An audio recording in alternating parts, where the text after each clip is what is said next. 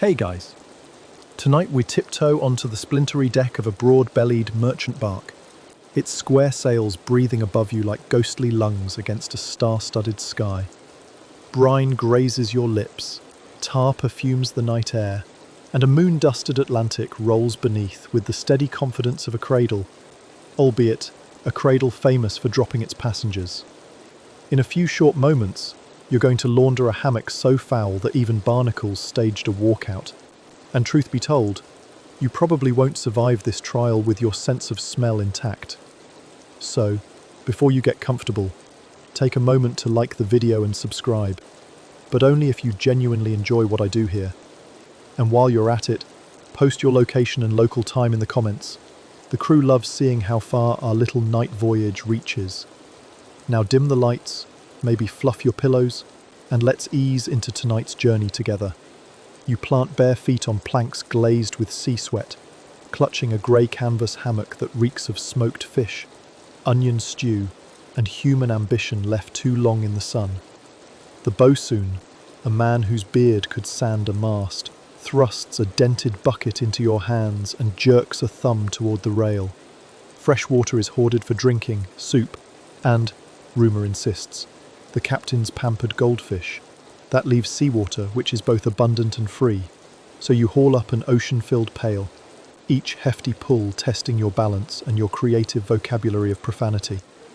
Under the wavering glow of a swinging lantern, you scoop last night's galley ash, still warm and smelling faintly of burnt biscuit, into the bucket. The mixture fizzles like a mischievous chemistry prank, releasing a sulphur soap aroma that will never grace a perfume counter, but does wonders on grease. Mainstream historians point out that this ash and brine lye became the standard cleanser aboard European merchant ships in the late 16th century. Cheap, caustic, and endlessly renewable, as long as the cook kept burning dinner. Wood ash's alkaline bite loosens sweat and tar, while the salt water provides the rinse. Elegant, if your benchmark for elegance is doesn't set the deck on fire.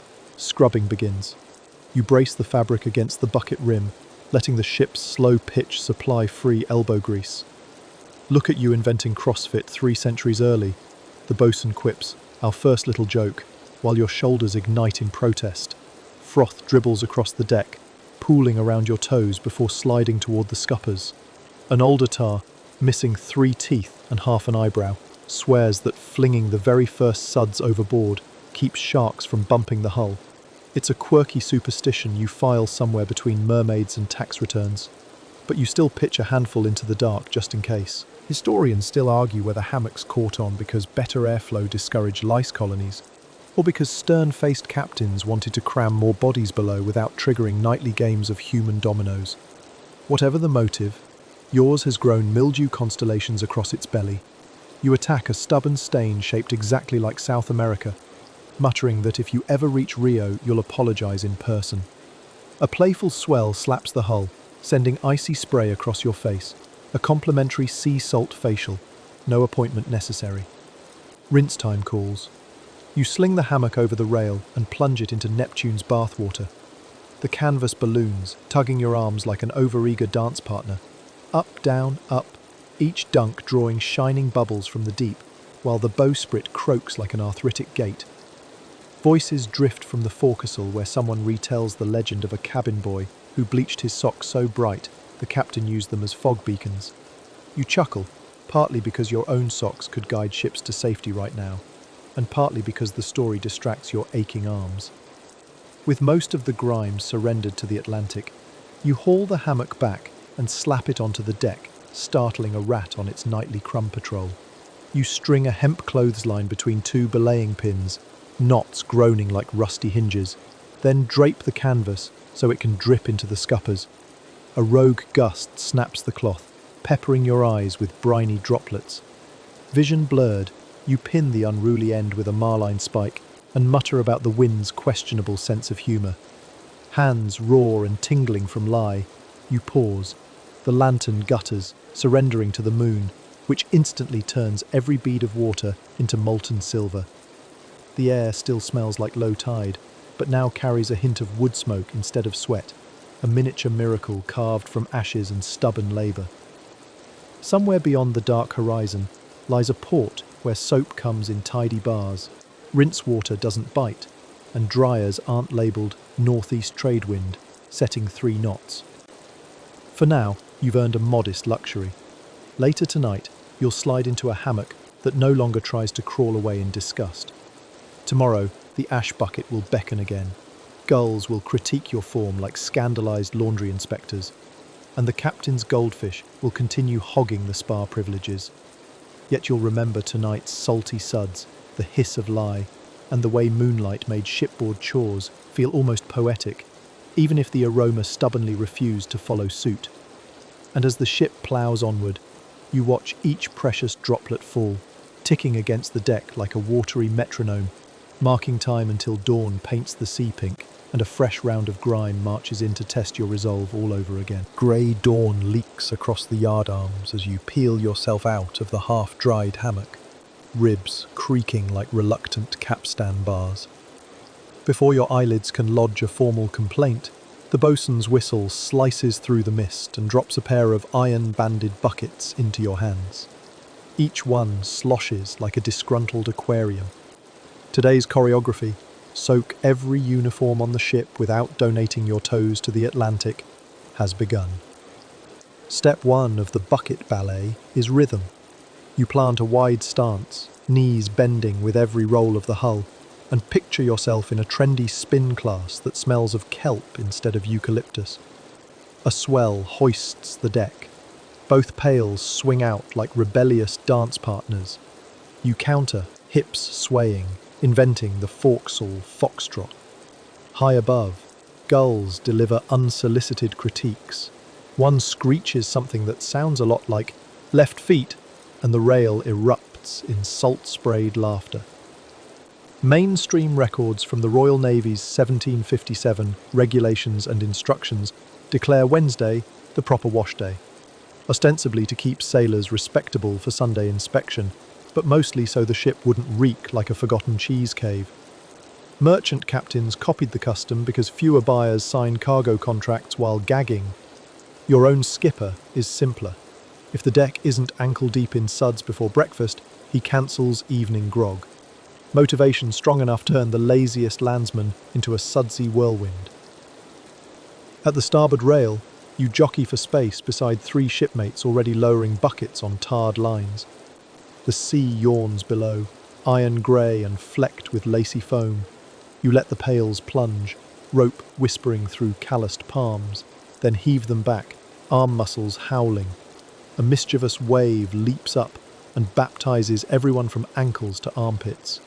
A deckhand murmurs, "Well, that's my bath sorted. 2 birds, 1 humiliation." And damp laughter ricochets down the planking. You shuffle aft, seawater slopping with every pitch, transforming the deck into a surprise slip and slide. The cook's boy darts past, cradling a tureen of porridge. You pivot to avoid collision, buckets swinging so wide they threaten to redecorate the bulwarks. One arcs upward, disgorging a salty plume that lands square on the first mate's meticulously curled wig. The silence that follows could fillet a herring. You offer a sheepish salute. He blinks, seawater dripping from powdered curls like a soggy chandelier, then stalks away to wring out his dignity.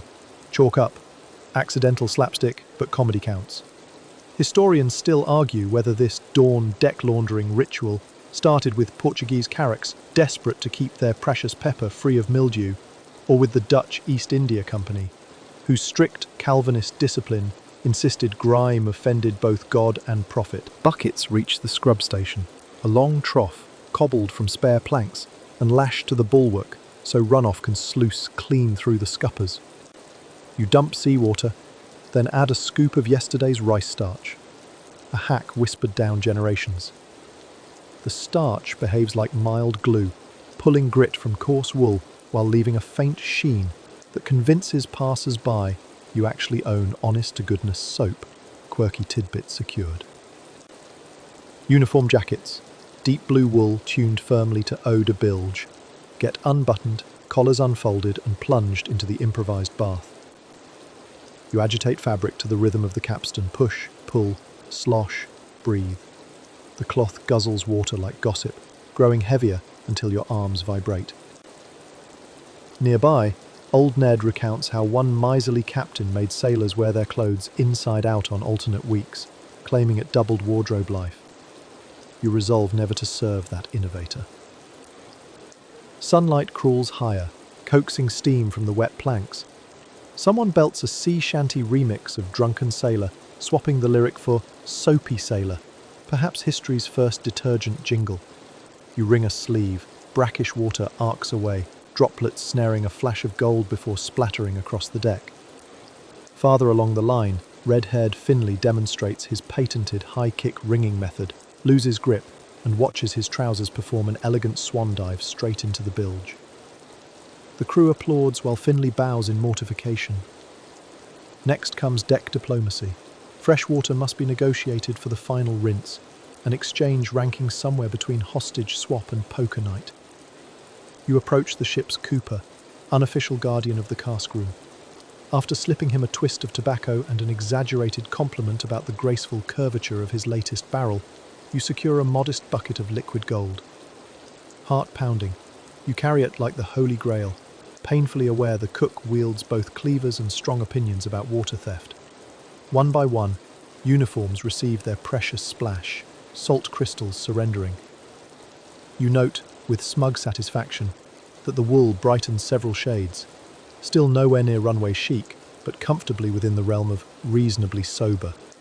Garments get pegged along hemp lines strung beneath the fore topsail yard, high enough to dodge spray, yet low enough to retrieve without an acrobat's license. Inspection time. The second mate sidles up, sniffs a damp jacket, and declares it smells almost terrestrial. Praise indeed. You bow theatrically, nearly topple as the vessel dips, and decide the bucket ballet's grand finale should be a strategic retreat to the galley, where lukewarm coffee and slightly less lukewarm hardtack await. Your calves throb, palms sting, and your once dry shirt could win a wet t-shirt contest. But the deck now gleams like polished slate. The midday sun climbs until the deck planks shimmer like baked toffee, and you're certain the ship has drifted into a secret climate zone labelled Oven on Medium. After the morning's bucket ballet, the soggy uniforms now weigh as much as small cannonballs, yet they must somehow metamorphose into crisp attire before sunset inspection. Enter your next circus act, threading a makeshift clothesline across the open rigging without turning it into a free advertisement for hungry gulls. You start by eyeing two promising attachment points, the foremast's larboard belaying pin and a rat line halfway up the mainmast shrouds. Both are high, sturdy, and importantly, far from the captain's line of sight, because nothing ruins a stern speech about maritime discipline faster than bloomers flapping behind his epaulets. You clamber onto the fife rail, coils of thick hemp looped around your arm, each strand already tasting of last night's lie. The ship heels to starboard, and for a breathless second, you resemble a tipsy vaudeville tightrope walker, toes gripping the rail while your laundry ambitions dangle in the balance. Who knew nautical fashion could double as slapstick cabaret? Grip steady, you sling the first end of the line around the belaying pin, securing it with a series of half-hitches so tight they'd impress a sea serpent. Mainstream fact break. Period manuals like the 1815 Naval Chronicle explicitly advised crews to make fast hung garments with reef knots afore the course yard, lest sudden gusts spoil both cloth and canvas. In other words, sloppy knots cost officers both dignity and sails, a lesson you'd rather avoid reinforcing with a personal demonstration. With the lead end fixed, you play out the rope in elegant arcs, feeding it up toward the shrouds. Each throw must clear swaying yard arms, stay clear of the running rigging, and not loop itself around a passing lookout's ankles. An intricate game of three-dimensional darts, minus a scoring board, and plus the constant threat of plummeting into the drink. Sweat trickles into your eyes. The salt sting forces a blink just as a stray gust grabs the slack. The free end whips overhead, looping the topmast like a crazed lasso before knotting itself in a perfect, useless bow. It's the kind of knot Boy Scouts hand out merit badges to untie. Clambering upward, you reach the knot snarl. Fingers aching, you tease apart the weave while the mast creaks with every roll. High above, gulls perch on the cross trees, tilting heads like theatre critics awaiting opening night. One particularly plump spectator deposits a white review on your sleeve, 5 stars but delivered in suspiciously liquid form. You sigh, re-wet rag in mouth and scrub mid-air. Somewhere below, deckmates cackle, placing bets on whether you'll finish the line before the gulls finish their commentary. At last, the rope is freed. You pass it around the ratline, double loop, yank and lock it, with the kind of approving grunt carpenters reserve for dovetail joints. The line hums in the breeze, a slender, humming harp string stretched across the ship's wind organ. You descend, boots thumping rungs, and wonder whether centuries hence, landlubbers will spend fortunes on artificial sea breeze dryers, never suspecting you pioneered the original prototype under duress and bird bombardment. Now comes the fun, hoisting damp shirts, breeches and that notorious hammock onto the swaying clothesline. Each garment drips a trail that spangles the air with glittery arcs, then lands on the deckhands below, who respond with protest squeaks, more theatrical than genuine because saltwater showers beat genuine scrubbing any day. You clamp wooden clothespins, fashioned last week from scrap oak, onto collars, cuffs and trouser legs. Every clip secures another square foot of dignity, another inch of rank inspection compliance. Quirky tidbit, sailors sometimes stitched lengths of copper wire into cuffs so garments would hang heavy and straight, fooling officers into thinking the cloth had been pressed. You discover this hack via Old Ned, who claims he once convinced a Commodore he owned a portable iron. In truth, Ned had simply wired his shirt stiff as church bingo cards. Inspired, you slip a stray copper nail into your own collar seam. Instant posture, zero ironing, new lifetime endorsement deal with gravity. The sun sails west, the freshening breeze whistles through canvas, accelerating evaporation. Yet with wind comes risk. One spirited gust could scatter laundry across the ocean, turning the ship into a floating yard sail. You post yourself mid-deck as sentry, squinting for rebellious flaps. When a breech leg billows ominously, you dart forward and pinch it down, earning applause from Finley, currently pantless after yesterday's bilge incident. He appreciates any garment preservation effort. Historians still argue whether maritime clotheslines doubled as emergency semaphore systems. Some claim patterned garments fluttering in sequence served as ad hoc distress signals when flags were scarce, while skeptics insist that's just romantic fiction spun by nostalgic deckhands. Either way, with red underwaistcoats and striped shirts dancing in the breeze, your ship now broadcasts a vivid, if subconscious message. We may stink less than yesterday, but we're no less eccentric. Lunch bell rings, salt pork and pea soup, heavily flavoured with weevils performing synchronised swimming.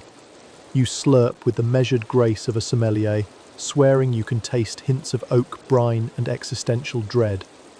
As you declare the soup's subtle crunch, provocatively al dente, even the steward chuckles, though he reminds you the day you cook is the day weevils apply for hazard pay. Back on deck, you inspect progress. Fabrics stiffen under solar glare, fading from drowned rat grey to something approaching sky-washed blue. A single gull makes a kamikaze swoop, talons out for the captain's monogrammed handkerchief. You lunge with impressive reflexes, swatting the bird into a mid-air pirouette. It squawks, rethinks its life choices, and wheels away. Victorious, you repin the hanky, now champ-stained by a tiny talon mark that looks suspiciously like a feathered autograph. As shadows lengthen, lines sag, and salt crystals bloom on cloth like pale lace. You slip free each garment, giving it a brisk shake to dislodge sea sparkle. They crackle in your hands, bone dry and smelling of sun-warmed hemp and distant continents.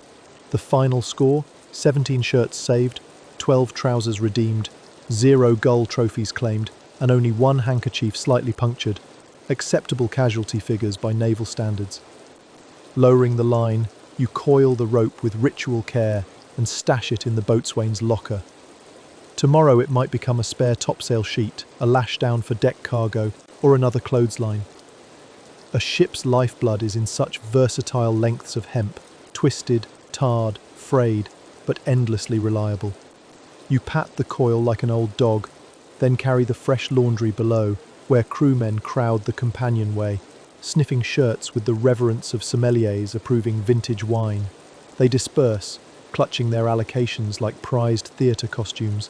Finally, you hang your own shirt on a peg by your berth. For once, it doesn't sag under invisible odours, instead it rustles, hinting of the upper airs, sunlit rigging, and one defiant gull. You let out a slow breath, muscles unspooling, and realise that for all the rope burns and skyside stumbles, rigging a clothesline high over rolling seas feels strangely like flying. No wings, sure, but plenty of wind, height, and the thrill of balancing between earth and sky.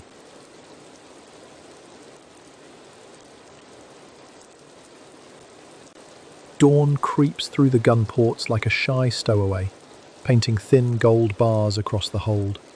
You stretch, expecting the usual whiff of wood ash soap, only to sniff nothing.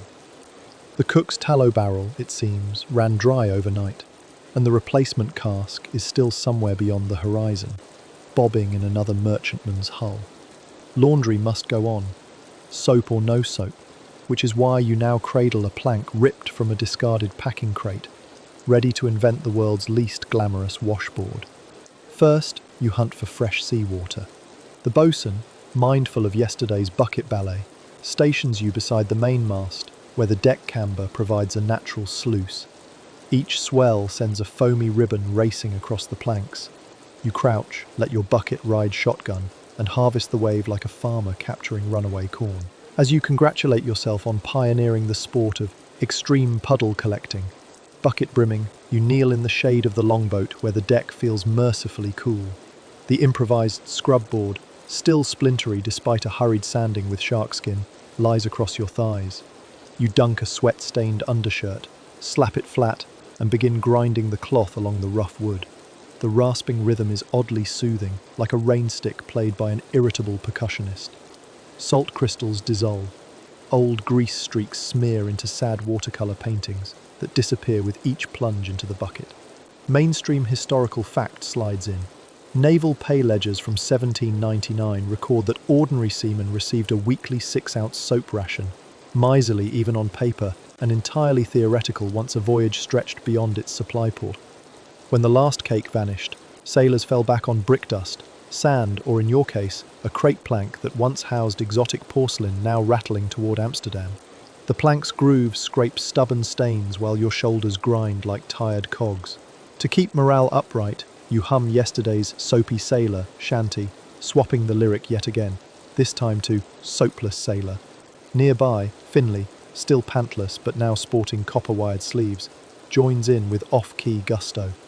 Mid-verse he cracks that at least without soap you won't slide out of your hammock tonight. Sweat beads slip down your nose, plop into the bucket, and instantly vanish in brine. The deck's tar seams exhale a warm pine scent that mingles with raw hemp, an olfactory cocktail no perfumier will market, though you'd buy a vial just to prank landlubber friends. You pause, flex knuckles, and remember old Ned's copper wire trick. Inspired, you tighten the shirt around the plank, imitating a modern gym resistance band. Muscles protest, but stains retreat.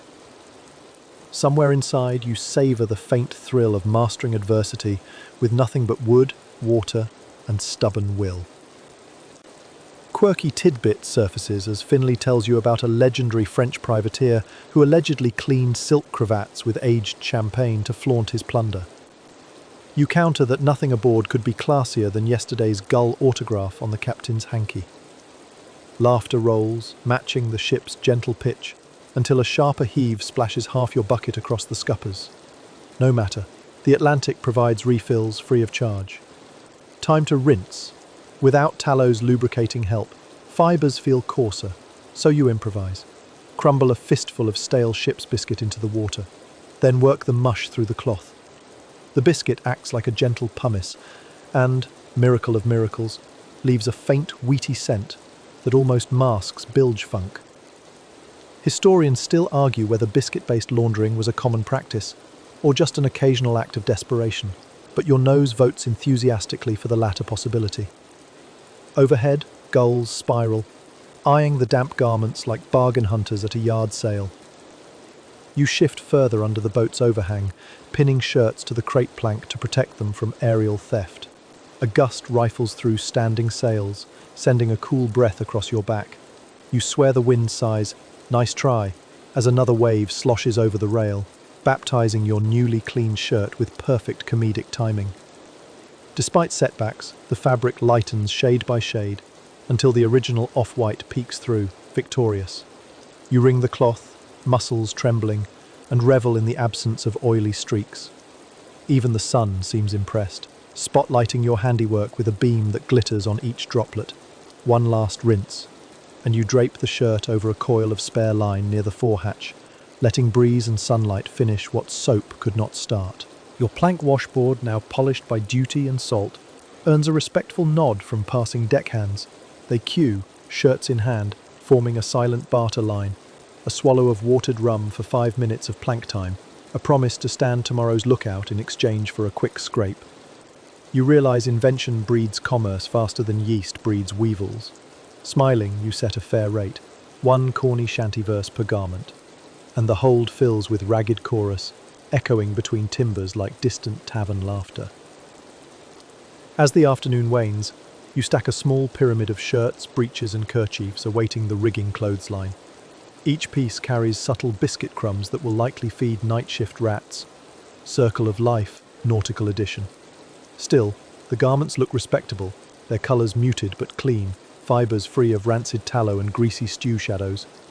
Before stowing the plank, you carve a quick initial into its edge, a tiny "You were here" for some future sailor to puzzle over. Tomorrow, the crate board might become firewood or fancy itself a shield against errant cutlass practice. But tonight, it retires as an unlikely hero of hygiene. The bell strikes 6, light softens, the captain's wig, freshly sun-dried after yesterday's drenching, reappears atop his head like a cautious squirrel. He strolls the deck, nostrils twitching, and pauses by your laundry pyramid. He sniffs once, twice, cocks an eyebrow, and grunts, approval disguised as disdain, the highest compliment within his emotional vocabulary. You salute with a flourish, plank balanced on one shoulder like a victorious banner. Down in the mess, a thin stew waits, fortified with barley and suspiciously soap-free. You cradle the bowl, inhale steam tinged with pepper, and notice your hands still smell faintly of biscuit and oak. It's a modest perfume, but compared with the ship's usual bouquet, it might as well be rosewater. Steam fogs your lashes as you spoon the thick broth, listening to waves slap the hull, a lullaby in minor key, underscoring the ship's endless wandering. Full belly, aching limbs, you climb into the hammock. It welcomes you with the dry rustle of sun-baked canvas, one small triumph against maritime messiness. The plank rests nearby, propped like a loyal watchdog. You close your eyes, sea breeze combing hair, and picture tomorrow's challenge, maybe finding a way to bleach kerchiefs with lemon rinds or starshine. But that's for another sunrise. For now, you drift, rocked by the hush of rigging and the distant laugh of gulls, and somewhere between heartbeat and wave crest, you decide that soap is fine, but stubborn ingenuity scrubs a sailor's soul cleaner than any scented bar. Dusk hangs low, bleeding lavender across a horizon that looks as if it's been smudged by a careless painter, and for a moment you assume laundry duty is finished for the day. Shirts, breeches and kerchiefs sway on the rigging line you strung so proudly, each one dry, pleasantly stiff, and only mildly seasoned with biscuit crumbs. You lean against the bulwark, savouring the crisp snap of canvas overhead, when the sky rumbles a baritone warning. A squall is brewing, a quick-tempered guest notorious for arriving without an invitation and leaving with half the silverware. The boatswain barks, all hands secure the wash, but the wind is already unrolling its own mischief. You bolt forward just as a gust yanks Finley's newly laundered breeches from the clothesline, flipping them into the air like a rebellious banner. As you holler, "Your trousers have declared independence," Finley sprints after them, copper-wired sleeves flapping like homemade wings. You're right behind him, feet skidding across rain-slick planks, while droplets begin peppering the deck. There's no time for neat unpinning. You snatch garments by the fistful, cramming them beneath your arm in a chaotic bouquet of damp fabric. Each step turns into an acrobatic gamble. The deck tilts, scuppers overflow, and a rogue sheet of wind whips a kerchief across your face, blindfolding you in maritime peekaboo.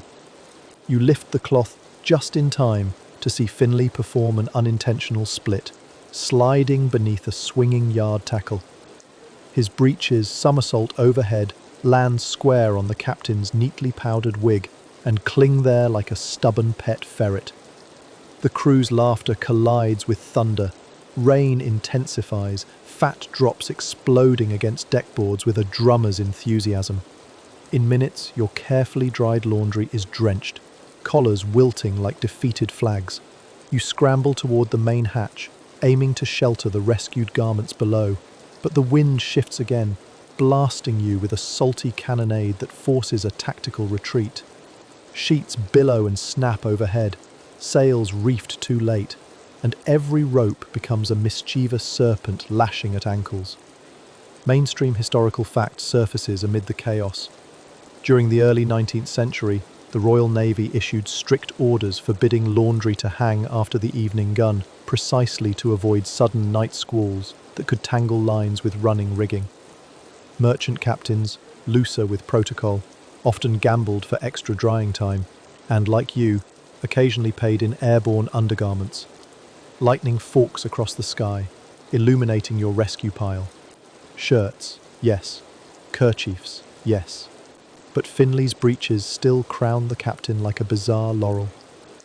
You lunge to retrieve them, only to find yourself intercepted by the skipper's frost-edged glare. One eyebrow lifts, water streaming off his wig brim. Wind crescendos, driving rain sideways hard enough to sting exposed skin. Your once flat clothesline now whips a lethal arc across the deck. You grab the free end, wrestling it down. Knots soaked, fingers numb, you tie the coil around a cleat, then drag your bundle of soggy laundry toward the hold. Behind you, the crew reefs sails while curses fly faster than spindrift. Descending the companionway, you pass the galley stove where embers still glow. You drape garments along a rope stretched between bulkheads, transforming the passage into a festive tunnel of dripping pennants. Quirky tidbit emerges here. Some sailors believed that drying clothes near a galley's iron stove infused them with charcoal luck, warding off storms for the next day's watch. You silently pray the superstition works, though right now you'd settle for warding off mildew. Back on deck, the deluge eases to a hiss, and moonlight claws through ragged clouds. Puddles gleam like polished tin, reflecting stars that peek nervously at the wet chaos below. You inspect the rigging, several pins shaken loose, one rope snarled around the figurehead's carved nose, and a solitary sock flapping from the bowsprit as though signalling distress to passing dolphins. Historians still argue whether sailors deliberately left a token garment aloft after storms to placate sea spirits or simply because nobody wanted to climb out for retrieval, but tonight, the orphan sock feels like proof of either theory. You climb halfway up the shrouds regardless, freeing the sock and untwisting knotted lines. Muscles ache from yesterday's plank washboard heroics, yet the routine is becoming familiar, an improvisational dance of problem-solving in perpetual motion. As you descend, you catch sight of the captain inspecting the deck. He nudges a clothespin with his boot, then surprises everyone, including himself, by pocketing it. Perhaps he plans to lecture tomorrow on proper fastening techniques, or maybe he's just amused by the tiny wooden soldier that survived the gale where iron fittings snapped.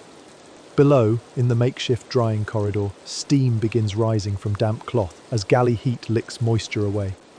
The communal atmosphere shifts from storm-tossed panic to after-party relief. Someone uncorks the watered rum, and mugs clink in quiet celebration. Finley, reunited with his soggy breeches, toasts you for saving his dignity, though everyone knows the incident will fuel deckside comedy for weeks.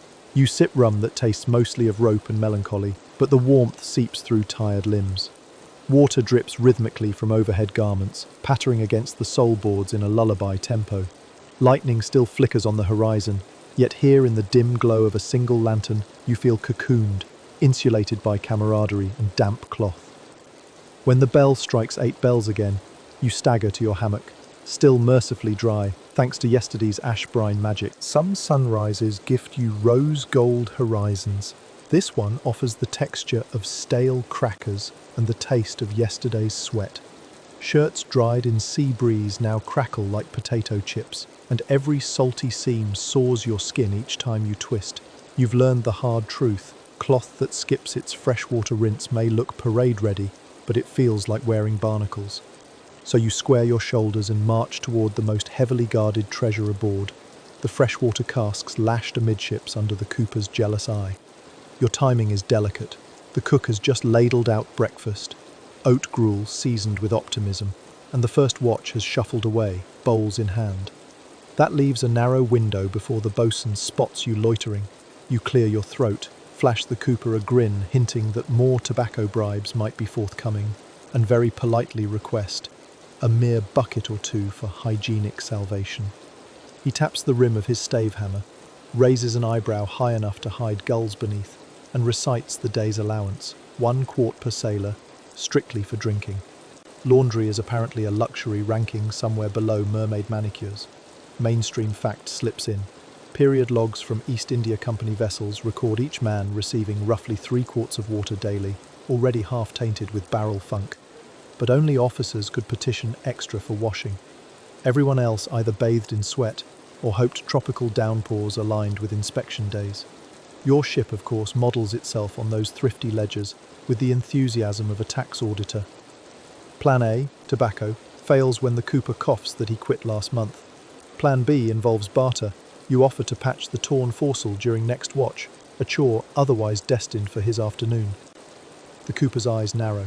Sail mending means climbing, and he distrusts heights the way Finley distrusts unguarded breaches. He nods once, then cracks open a small hatch at the cask's crown. A thin stream arcs into your bucket, sparkling clear as moonshine, and you fight the urge to drink half on the spot. Securing water is only half the quest. Now comes politics. The purser, keeper of manifests and unofficial gossip columnist, must witness the transfer to ensure accurate accounting. You trot your sloshing bucket toward his tiny cabin, rehearsing compliments about his quill collection. Inside, parchment towers loom like precarious cliffs. The purser adjusts spectacles thicker than deck prisms, peers at the bucket as though it might sprout legs, and requests a signature, yours, confirming withdrawal for medical laundering. You scribble, adding an exaggerated flourish, so future archivists think something prestigious happened here. The purser smirks, slides the ledger away, and whispers that in return you'll deliver tonight's rumour about the captain's mysteriously shrinking wig. Deal sealed. Back on deck, you retreat to a sun-dappled corner near the windlass, far from curious eyes. Shirts, kerchiefs, and Finley's infamous breeches await their spa day. You scoop fresh water, drizzle it across fabric, and watch salt crystals vanish like gossip exposed to daylight. Steam rises in faint ghosts, carrying a faint scent of resin from barrel linings. Your shoulders unclench. This rinse is pure relief, a mini holiday in bucket form.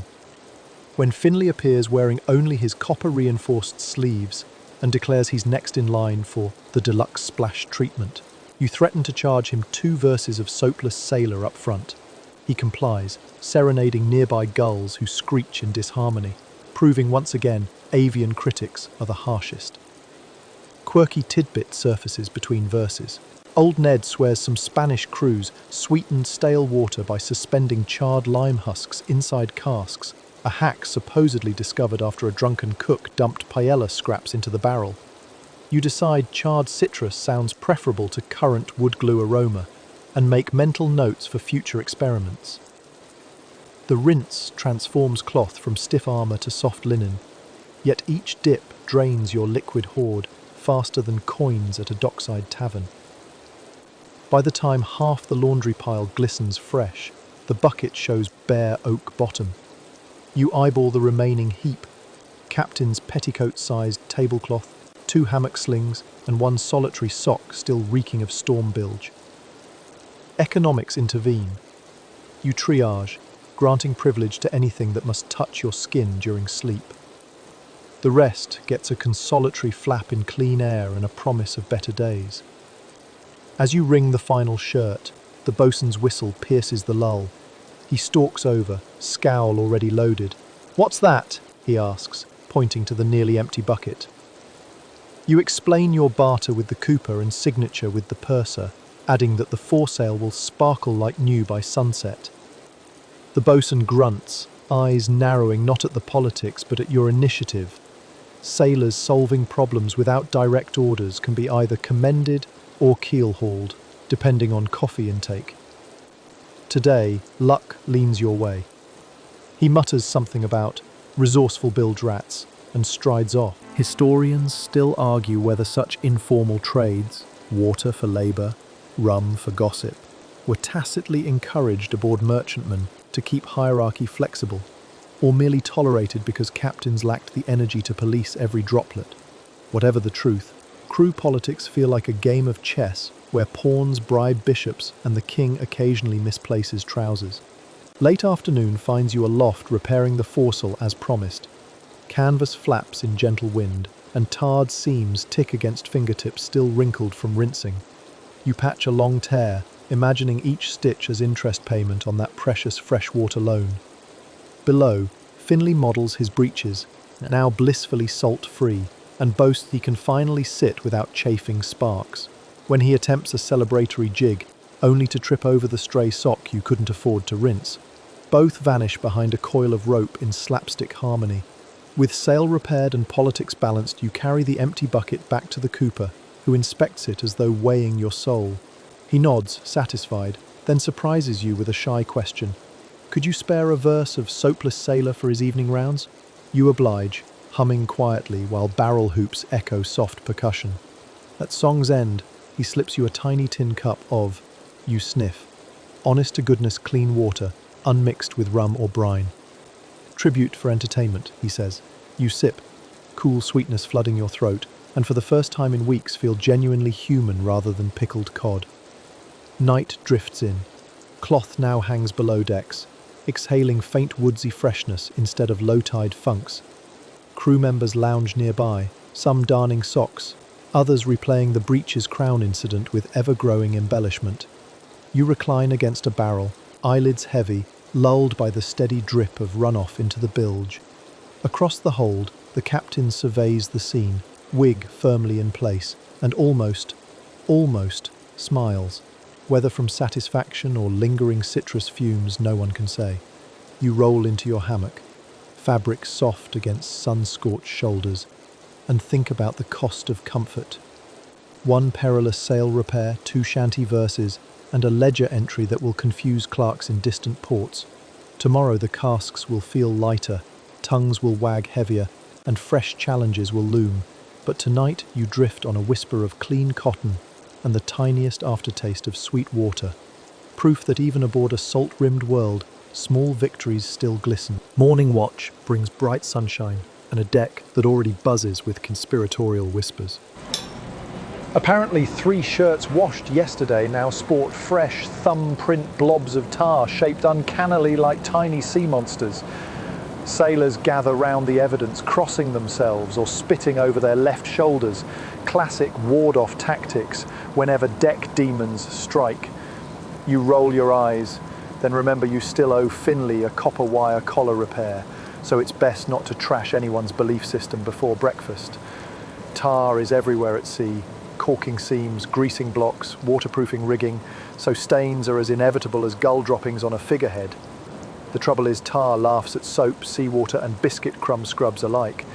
Old Ned claims the black gunk gains sentience at night, crawling across fabric looking for a better view. When you suggest it's only hunting for Finlay's breeches because they've been to more exciting places than the average patch of cloth. Even the boatswain chuckles, though he masks it with a theatrical throat clear. Before tackling tar, the crew performs a brief ritual. Each man taps the offending stain 3 times with a belaying pin and mutters, "Away with you, pitch sprite." Quirky tidbit. Mediterranean sailors once burned a pinch of olive leaves beside stains, believing the smoke charmed tree nymphs into absorbing the pitch. Lacking olives, your ship substitutes a shred of stale tobacco which smells suspiciously like someone torching mouldy rope. You wave away the fumes and wonder whether the ritual's real purpose is simply to stall until someone smarter produces a solution. Mainstream fact sails in. Archival records from the British Admiralty's 1803 Maintenance Manual list a concoction of whale oil and wood ash, rubbed vigorously with old canvas, as the approved method for dissolving tar on uniforms. Cheaper ships, like yours, often relied on raw turpentine or pure elbow grease. The purser produces a small flask of turpentine with the pomp of unveiling royal jewels, then sternly warns that if any drips onto the deck, you'll be scrubbing planks till they shine like a bishop's conscience. You set up shop near the windlass, spread the stained shirts over an upside-down cask lid, and dab turpentine onto the tar blotches. The black goo softens, smearing like chocolate in the sun. You scrape gently with a dull knife edge, wiping residue onto a rag destined for the galley stove. A sour pine aroma rises, mingling with the ever-present salt, to create a scent you dub seaside car mechanic. The first stain fades, leaving a grey shadow. Encouraged, you tackle the second blot. This one, larger, shaped like South America's evil twin, fights back. You pour more turpentine, grit teeth, and scrub until your knuckles hum. Between strokes, you remind yourself that yesterday's freshwater bartering cost one sail repair and half your dignity. No way will you let a sticky splodge undo that victory. Half an hour later, the shirts look merely shabby, not cursed. You rinse them in a bucket of seawater, wring them stiff, and carry them toward the main hatchway. That's when you overhear heated debate. Two hopmen argue whether the stain's reappearance proves sea spirits punish anyone who whistles on deck. Historians still argue whether maritime bans on whistling stem from rustling ropes sounding like unwanted commands, or from superstition about summoning gales. Today, the theory earns renewed clout. You sidestep the quarrel before someone asks your opinion. Neutrality is key when both sides wield belaying pins. Inside, near the galley stove, you find a quiet corner to finish drying. Heat radiates from iron plates, baking tar scent out of fabric. You flip each shirt now and then, like pancakes no sane person would eat.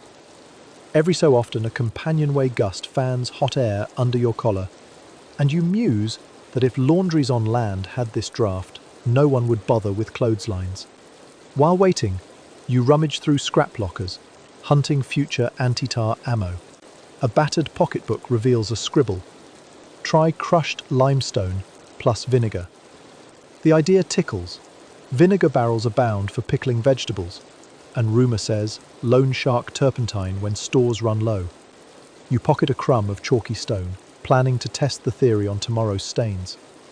When the cook's cat, an overweight mouser named Admiral Fluff, decides your shirts make splendid napping mats, he plops onto the warm cloth, paws kneading like he's churning butter. You make a half-hearted shooing noise. Admiral Fluff blinks, yowls an operatic note, and settles deeper, as if daring you to reclaim your property. Considering claw holes would only add insult, you surrender and use the downtime to sip watery coffee that tastes faintly of last week's swallow nest soup. Eventually, Fluff relocates, leaving behind a generous sprinkling of fur. You brush strands away, retie copper wire clamps on cuffs for extra straightness, and hold the shirts to the lamplight. Tar ghosts linger, but the worst blotches are defeated. Not bad for an improvised exorcism. The bosun passes, sniffing like a bloodhound, and grunts approval, an almost affectionate sound. Crew curiosity bubbles anew. Some petition you for tar advice, others ask to borrow turpentine. You portion out droplets, rationing like a miserly apothecary, reminding each supplicant that refreshing your supply will cost yet another favours ledger. Informal economies thrive. One man promises starfruit from the next port, another offers a spare marlin spike fashioned into a belaying pin bottle opener, useful for future seaside car mechanic commercial ventures, you suppose. Sun slants lower, staining clouds peach. You peg the shirts back on the clothesline, this time double pinning them so even the sneakiest pitch sprite, or zealous gust, won't claim them. The fabric glows under the golden light, cleanish, tarless, and faintly infused with pine. You rest elbows on the rail, letting breeze cool fingers still slick with solvent. Somewhere overhead a gull calls. Its cry reminds you of yesterday's breech's crown, proof that deck mishaps can transform into ship-wide legend overnight. Dinner bell rings. Salt beef tonight. marinated in nostalgia and a dash of shoe leather. You chew with practiced endurance, mind already hopping to tomorrow's to-do list. Limestone experiment, copper pin clasps, perhaps an olive leaf substitute involving dried bay from the galley spice locker. Laundry, you realise, has become your alchemy, turning base materials, tar, salt, biscuit, rumour, into something almost civilised. Before hammock time, you pat each shirt once, half superstitious yourself now. Maybe the spirits approve of turpentine diplomacy. Maybe they're busy sabotaging another ship across the horizon. Either way, you'll sleep easier knowing today's victory is pinned for all to see, fluttering calm against the coming night. And if a fresh blob appears by dawn, well, you've got vinegar and limestone in your pocket, ready to wage the next battle in this never-ending, strangely satisfying war for wearable decency. The anchor rumbles down at dawn, rattling your bones as the ship slides into Zanzibar's sapphire harbour. Land breeze drifts aboard, warm, thick, scented with cloves and something sugary that makes the galley's perpetual gruel smell like damp cardboard in comparison. Shore leave whispers your name, but before you can bolt for dry cobblestones, the bosun reminds the laundry detail that half-salted garments blended with turpentine cologne will not impress the locals. Cue your next adventure.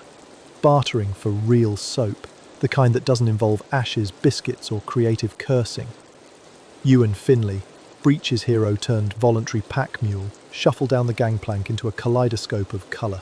Market stalls burst with indigo cloth, copper pots and pyramids of oranges bright as sunrise. Every footstep kicks up dust, fragrant with cinnamon and roasted coffee. Your nostrils practically throw a party. You navigate past a trio of traders hawking ivory combs, no thanks, and carved coconut cups, tempting, until a modest booth displaying orbs of mottled, jade-green soap arrests your march. When Finley pokes one and stage whispers, "Looks like cannon shot from the world's politest pirate," the soap seller, a woman draped in patterned kanga, greets you with a smile that could convince even old Ned to pay full price. She waves a hand over a shallow basket, releasing a puff of perfume, clove, lemon rind, and a mysterious floral sweetness. Your knees nearly buckle. After months of smelling like damp rope, this is olfactory nirvana. Through improvised Swahili and enthusiastic mime, you negotiate 3 soap balls in exchange for a coil of spare copper wire and 2 verses of Soapless Sailor performed right there in the street. Finley provides harmony while children clap along, giggling at your dramatic scrubboard pantomime. Transactions sealed, you tuck the precious spheres into your ditty bag as though guarding royal jewels. Mainstream historical fact ambles in. East African ports in the 18th and 19th centuries prospered on cloves, ivory and spices, but they were also famous for palm oil-based soaps infused with local herbs, prized by European crews who otherwise washed with lye too abrasive for human skin. Your haul therefore counts as top-shelf spa supplies, proof that commerce sometimes smells amazing. Back aboard, the captain allows a special midday wash, partly because he wants his cabin linens fresh for a dinner invitation ashore. The bosun posts you and a skeleton crew at the larboard side, buckets of harbour water lined up like obedient soldiers. Harbour water, you note, glints green gold and barely stings, a luxury after open sea brine. You crumble a thin slice of clove soap into each pail, watching silk-soft suds bloom like sea foam clouds. They smell so heavenly. Finley suggests bottling the scent and retiring rich. You reply the name, bilge to bouquet, has a certain ring.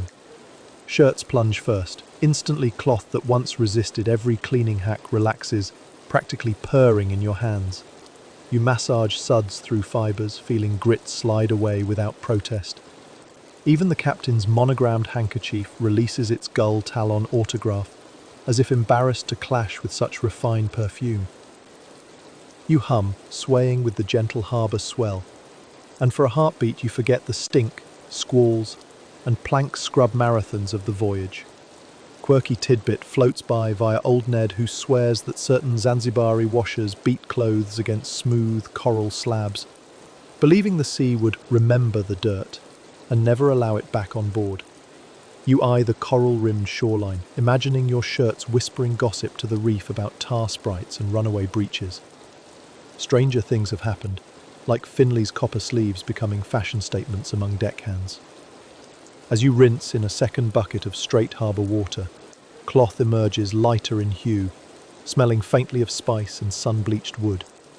Historians still argue whether crews truly gained health benefits from these exotic soap sessions, or just psychological relief from smelling less like storm-aged seaweed. Either way, morale skyrockets when Finley offers everyone a clove-scented sniff test. Shirts wave overhead like victory flags, and for once, the bosun doesn't growl about decorum. Late afternoon, you spread the damp laundry along railings and between shrouds, conscious this is the final drying session before the ship weighs anchor tomorrow. Copper clothespins, your latest invention, glint in sunlight, gripping fabric with stubborn determination. Even the mischievous wind seems too charmed by soap perfume to snatch anything. When a passing dhow crew catches the aroma and hails over, asking if your ship doubles as a floating perfumery, you bow grandly, declaring yourselves suds of the seven seas, and Finley bows so low his breeches threaten mutiny again. While the garments dry, you wander to the forecastle rail, taking in the bustle ashore. Porters stacking clove sacks, call and response chants of boatmen, the distant clang of mosque bells marking afternoon prayer. You realise laundry has evolved from mere survival chore to passport for tiny privileges. Soap balls bought with song, fresh water earned by sewing sails, tar banished by rumour-proven turpentine. Each cleaned stitch narrates a story of barter and wit stronger than any stitched flag. Captain appears, wig modestly powdered, sniffing the air with pleased nostrils. He taps a drying kerchief, nods approval, then surprises you with a sealed envelope, a shore pass for 2 hours. Payment, he says, for achieving linens worthy of polite company. You and Finley trade glances, real soil underfoot, maybe sweets dusted with cardamom. You stash the soap remainder in a canvas pouch. Future voyages will beg for its magic, and jog down the gangway before the bosun changes his mind. On shore, dusk drapes the market in warm lamps. You taste sticky mabuyu candy, sip chilled coconut water, and argue whether Admiral Fluff would enjoy a clove-scented scratching post. You buy him a palm leaf mouse just in case. Laughter blends with market chatter until the sky tints indigo. Time to scurry back, or risk more laundry detail than any mortal deserves. Back aboard by curfew, you find the laundry bone dry, crisp yet pliable, radiating faint spice each time a breeze stirs. Crew gather, passing shirts like sacred relics, inhaling deeper than a choir of snuff-takers. Even the purser concedes ledger ink smells dull beside clove-washed cloth. As lanterns bloom across deck beams, you hang your own shirt on a peg. It swings gently, a fragrant reminder of Zanzibar's sunlit stalls, proof that the ocean's harsh logic can occasionally be bribed with a bar of good soap and a well-timed shanty. Hammock time arrives. You sink into canvas that smells of cloves and lemon, and each inhale folds back memories of squalls, tar battles, biscuit scrubs, and copper wire cuffs, all softened now into a lullaby of spice-tinged air. The hull creaks, the anchor chain purrs in tidal hush, and as your eyes drift shut, you smile, certain that tomorrow's sail will carry more than cargo. It will waft a little slice of Zanzibar, wherever the wind decides. Waves slap the hull like impatient landlords demanding rent, and you wake to a sky the flat colour of melted pewter. The goodnight scent of Zanzibar cloves has barely faded from your hammock when the bosun's whistle screeches. Gale warning. You yank on yesterday's freshly washed shirt, still politely fragrant, and tumble topside, where wind already thrums through the rigging like an angry pipe organ. The deck tilts, water sluices ankle deep, and somewhere near the bow Finley barks, the oceans come up for tea. Your first horrified glance finds 3 laundry lines still strung beneath the fore topsail yard. You'd left them aloft, hoping the sun would finish its work. Instead, a gust has turned shirts into runaway kites. 2 garments cartwheel into the scuppers, sucked toward a swirling drain that gurgles like a hungry kraken. You sprint, feet hydroplaning, and lunge just in time to snag a cuff before it vanishes overboard. In the process, you slide 10 feet on your backside, inventing the sea boot luge while half the watch whoops encouragement. Unplanned athletics always draws a crowd. Water sheets across the planks, frothing and retreating, then charging again. By now, the deck resembles a giant wash tub agitator, except the agitator roars and occasionally bites. You crab walk to the leeward rail, collecting a handkerchief, a sock, and improbably, Admiral Fluff's palm leaf mouse toy, all tangled in rope. The cat follows, yowling accusations that translate roughly as, "Rescue the toy first, sailor second."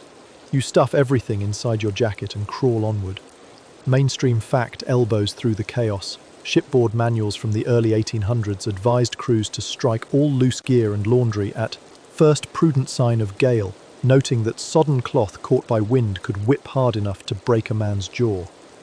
Apparently today's prudent sign arrived while you were still dreaming of cardamom sweets. You vow to become the earliest early warning system henceforth. Anything to save both jaws and dignity. A shout. The starboard clothesline snaps free, cracking like a pistol shot. Two shirts whip skyward, perform an aerial pas de deux, then dive for the water. Heart pounding, you snatch a belaying pin, hook the flailing rope, and haul one shirt back aboard. The other sails away, clove-scented SOS fluttering into the spume. Finley salutes it with mock solemnity. You promise a sea burial later. Darkly seasoned, but still a chuckle in the gale. Wind rises another octave, sending spindrift horizontally. You can't see the horizon, just shifting walls of spray lit in strobing flashes by creaking lanterns. Sailors lash extra lines across cargo hatches, barrels roll like runaway drums until secured. Your rescue tally climbs, 5 shirts, 3 kerchiefs, one of the captain's nightcaps now resembling drowned meringue. The scuppers, meanwhile, choke on foam and oddments. Biscuit crumbs, bits of coral soap, and a singular copper clothespin clinking along like a lost coin. You pocket it for luck. Quirky tidbit surfaces from old Ned, shouting over the wind. Some Baltic crews used knitted wool washers the size of dinner plates, tethered on thin lines, to scoop floating laundry right out of their ship's flooded decks. The world's first fuzzy fishing nets, he claims. You privately resolve to knit prototypes during the next calm. Though knitting needles at sea feel as likely as a ballroom, the vessel heels hard to port. Scuppers on the weather side overflow, sending a frothy river across your boots. You brace against a pin rail, eyeing the last dangling line. Copper clothespins still bite grimly, but the linen shakes like an exorcism. You crawl hand over hand, teeth rattling, and unclip garments one by one, tucking each against your chest, until you resemble a very anxious, very damp scarecrow. A rogue crest slams aboard, momentarily drowning everything. When it drains away, you're flat on your stomach, arms around the hull, coughing brine and laughter in equal measure. Historians still argue whether captains ordered crews to leave a token cloth visible during storms to appease fickle sea deities, or simply because men were too busy reefing sails to finish the job. Tonight, any deity watching gets a patchwork offering, the lone lost shirt cartwheeling across grey swells, waving goodbye like a white-flagged negotiator. You stagger toward the main hatch with your soggy trophies. Below decks, lanterns sway, throwing shadows that dance like frantic marionettes. Sailors wedge buckets beneath leaks, muttering curses you'd need charts to navigate. You dump the rescued laundry onto a mess table, where steaming galley kettles double as emergency dryers. Steam rises, filling the compartment with a ridiculous blend of clove spar and bilge bouquet. It's chaos, but at least it's aromatic chaos. As water seeps from cuffs and collars, you help lash hammocks higher to keep them clear of drips. Admiral Fluff, dignity intact, curls atop a coil of rope and glares at anyone who splashes him. Finley fusses over the captain's nightcap, smoothing creases like a midwife. Nobody wants that wigless stare of disapproval when the storm abates. For morale, you belt out a single verse of Soapless Sailor, voice half cracked by salt spray. The crew joins, beats echoing thunder, until laughter wins a foothold against shrieking wind. Hours blur. Bells mark time, but the gale refuses bedtime. You fetch fresh tarpaulins, help batten companionways, and rescue yet another sock flopping down a ladder like a damp slug. At last the wind eases, descending from banshee to grumpy uncle. Rain softens to drizzle. The deck stops trying to reinvent centrifugal laundry cycles. You climb topside. Clouds part enough to reveal a slice of moon, pale and startled, as if it expected a tidier scene. Shirts hang once more, this time lashed under the break of the poop deck, sheltered from lingering gusts. They drip rhythmically, each patter a quiet drum roll celebrating survival. You lean on the rail, muscles jelly, and taste cloves still ghosting the air. Fainter now, but stubborn, a reminder that spice and sweat can coexist, even in a storm day washing machine. Below, galley crew dole out hot grog laced with ginger. You cradle the tin cup, letting heat unknot your fingers. Finley raises his own mug in salute to lost shirts, found socks, and the rope burn medals across your palms. You clink tin, sip, and feel warmth spread outward, dampening the echo of wind howls. Tomorrow's sunrise will expose fresh tar splatters, and maybe one more runaway garment tangled in rat lines. But tonight, the storm's teeth have dulled, and your rescued linen brigade hangs secure. You tip back the last of the grog, slide into your hammock, and the ship's gentle pitch returns. A lullaby compared to earlier thrashings. Salt crusts your eyelashes. Your shoulders throb like overwound winches, yet satisfaction hums beneath fatigue. Because when the sea writer claim your freshly won cleanliness, you fought foam with fists and jokes, and came back dripping but victorious. Clove-scented breeze wafts through a cracked hat. The first pale strip of coastline rises like a mirage, and you find yourself squinting through the salt haze to be sure your eyes aren't inventing it. After weeks of freight wagons creaking overhead and gulls heckling every laundry session, the notion of immovable earth feels almost scandalous. The anchor splashes down, the capstan growls, and suddenly the whole ship exhales as though it, too, is relieved to stop rolling. You smooth yesterday's freshly clove-washed shirt, stiff in the shoulders, but fragrant enough that even Admiral Fluff abandons his rope coil to inhale approvingly. Joke one lands when Finley nudges you, murmuring that the cat might be drafting a 5-star fragrance review. Lines are cast, the vessel sidles against a tide-slick pier, and you shuffle toward the gangway bearing a canvas bag of laundered trophies. Sunbeam dapples flash across every fold, reminding you of every bucket hauled, every biscuit crumb scrub, every storm day rescue swipe. The dock bustles with rope winches, shouting stevedores, and a row of local laundresses beating sheets against flat stones, proof that the war on grime does not end at the waterline. As your boots strike planks that don't move, you pause for a deep breath. The air smells like wet timber, coal smoke, and a faint bouquet of landside bakeries. Compared to the cocktail of tar, bilge, and spice you've worn for months, it feels like strolling through a perfumery's back door. You tug your cuffs, adjusting their copper wire posture, and step into the flow of dock traffic, with Finley at your side, breeches secured, sleeves immaculate, expression half awe, half hunger. Mainstream historical fact strolls in with the harbour master, clipboard in hand, inspecting crews for signs of illness and, surprisingly, cleanliness. British Board of Trade regulations after 1835 required returning merchantmen to present garments reasonably free of vermin and foul odour, before shore passes were stamped, believing lice outbreaks spread faster than rumours of New World riches. Your clove-fresh linens, therefore, are not vanity, they are literal passports. The harbour master's nose twitches once, finds nothing to offend, and his pen scratches approval on your pass. Down the wharf, sailmakers patch canvas under a striped awning. One waves a tar-blackened hand and hollers that your shirts look whiter than a bishop's conscience. Joke 2, delivered free of charge. You grin and reply that good soap and stubborn scraping outwit even heavenly laundry registries. Finley adds a curtsy so flamboyant his copper cuffs nearly clink together. You wander toward market stalls bristling with oranges, cured herring, and fresh-dyed wools. A vendor waves spicy buns beneath your nose, and you realize hunger can punch harder than any squall. But coin purses are thin, and favors don't impress bakers, so you barter instead. One spare copper clothespin earns 2 cinnamon twists, hot from the brazier. Quirky tidbits surfaces atop a cart piled with linen bolts. The merchant boasts that some weavers on the River Don bleach fabric by spreading it across snowfields, letting winter sunlight and frost lift stains. The polar opposite of your sun and tar theatrics. You rub your sleeve, imagining laying shirts on Arctic ice and hoping polar bears prefer fish to fabric.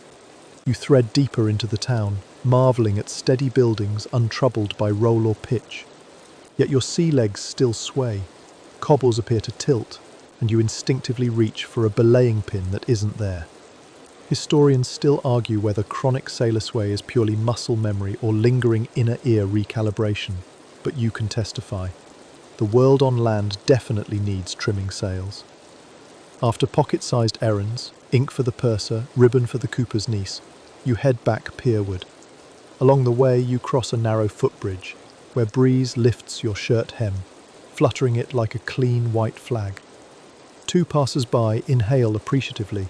One asks where you laundered, and Finley answers deadpan, Mid-Atlantic Spa, wave treatments included. The bridge rings with laughter while you mutter it was actually the Bucket Ballet, but the name lacks marketing sparkle. On the dock, bales of cloth unload beside hogsheads of rum, and you glimpse the captain speaking with customs agents. Wig firmly seated, nightcap presumably airing somewhere below. His eyes flick over your shirt, he smirks, offers a nod so small it might be wind-blown dust, then continues paperwork. Approval from that ice shelf of a man is rarer than fresh fruit mid-voyage. You pocket the moment like treasure. The last task of the day is symbolic. You produce the battered plank that once served as emergency washboard, grain now polished smooth by sweat and salt. You prop it against a bollard where sun gilds its initials. Your initials carved in a sleepy afternoon weeks ago. Perhaps another sailor, desperate for soapless salvation, will spot it and understand. Maybe Admiral Fluff will claim it as a scratching post. Either path feels fitting. Gangway creaks. Sunset bruises clouds pink. You shoulder your lighter canvas bag, laundry finally faint instead of festering. You bid the cooperative soap ball goodbye, its final slivers stowed for future storms, and walk aboard just as the bosun calls muster. Tomorrow you'll unload cargo, patch sails, maybe stage a copper-pin fashion show if rum persuades the purser. But tonight you stand at the rail in nearly crisp linen, watching harbour lanterns blink awake like distant fireflies. The ship rocks ever so gently, a reminder that clean shirts and calm seas are luxuries best savoured before the next wave of chaos barrels over the horizon. The bustle of the pier drifts away now, softening into a rhythmic hush. Ropes creak once more, gulls settle to pilings, and the distant clang of a buoy bell melts into the slow sigh of evening tide. You lean against the warm timber rail, feeling its grain beneath your fingertips, and let your breath fall in time with the water's lazy push and pull. Each inhale carries the faint curl of clove, a final souvenir from Zanzibar, weaving with cooler night air that smells of seaweed and lantern soot, a gentler fragrance than any perfume counter could bottle. Your shoulders, so lately knotted from hauling buckets and battling squalls, begin to loosen, as if the muscles themselves are slipping anchor and gliding home. The deck rises only a finger's width now, cradle soft, persuading your knees to unlock and your mind to drift sideways, toward the memory of moonlit suds fizzing like tiny constellations atop salt water. Farther back still floats the plank-turned washboard, the copper-bright clothespins, the runaway breeches crowned upon a powdered wig, each scene fading into sepia, pleasant and distant, leaving only a gentle echo of laughter. Lanterns sway in languid arcs above, their light flickering against sails furled tight for the night. You trace that golden glow until it blurs, eyelids heavier with every slow blink. Somewhere below, Admiral Fluff offers a final contented rumble before sleep. Somewhere above, rigging hums a low lullaby in the lingering breeze. And you, cocooned in clean fabric that whispers softly against skin, let the quiet steal you inch by inch. No more buckets, no more whistles. Just the faint percussion of tide and timbers keeping time with your heartbeat. Let the harbour lights dim. Let thoughts flutter away like gently pinned laundry finally at rest. The voyage will wait for dawn. For now, Coast easy, rock slow, drift deep.